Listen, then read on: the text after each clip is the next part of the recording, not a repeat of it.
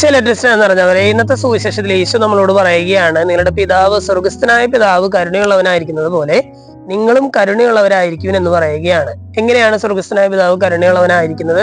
അല്ലെങ്കിൽ സ്വർഗസ്ഥനായ പിതാവ് നമ്മളോട് കാണിക്കുന്ന കരുണയുടെ ഒരു പ്രത്യേകതയ്ക്ക് യേശു അതിന് തൊട്ടു മുമ്പുള്ള വചനങ്ങളിൽ പറയുന്നുണ്ട്. യേശു നമ്മളോട്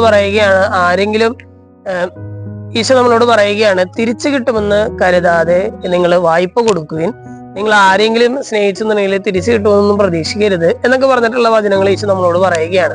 മറ്റുള്ളവർ നിങ്ങൾക്ക് ചെയ്തു തരണമെന്ന് ആഗ്രഹിക്കുന്നതല്ല, നിങ്ങൾ അവർക്ക് ചെയ്തു കൊടുക്കുകയും എന്നൊക്കെ പറയുകയാണ്. ചുരുക്കത്തില് പ്രതിഫലം ആഗ്രഹിക്കാതെ നമ്മൾ ശുശ്രൂഷ ചെയ്യുക എന്നുള്ളതാണ് യേശു പറയുന്നത്. സ്നേഹിക്കുകയാണെങ്കിൽ തിരിച്ച് സ്നേഹം പ്രതീക്ഷിക്കാതെ ചെയ്യുക.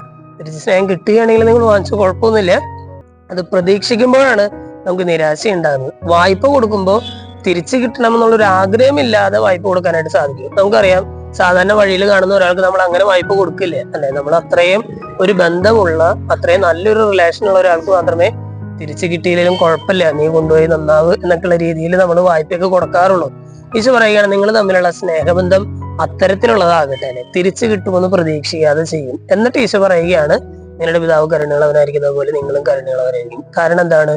സ്വർഗസ്ഥനായ പിതാവ് നമ്മളോട് കരുണ കാണിക്കുന്നത് ഒന്നും പ്രതീക്ഷിച്ചിട്ടല്ല, റിട്ടേൺ ആയിട്ട് ഒന്നും പ്രതീക്ഷിച്ചിട്ടല്ല ദൈവം നമ്മളോട് കരുണ കാണിക്കുന്നത്. ഈശോയ്ക്ക്, ദൈവത്തിന് നമ്മളോടുള്ള സ്നേഹം മാത്രമാണ് ദൈവം നമ്മളോട് കാണിക്കുന്ന കരുണയുടെ ആധാരം. സ്നേഹമുള്ളവരെ, ഇന്നത്തെ വചനഭാഗങ്ങൾ കേട്ട് കഴിയുമ്പോൾ ഈശോ പറഞ്ഞതുപോലെ നമ്മൾ തമ്മിലുള്ള ആ സ്നേഹബന്ധങ്ങളില് അത്തരം ഒരു മനോഭാവം വളർത്തിയെടുക്കാനായിട്ട് നമുക്ക് പരിശ്രമിക്കാം.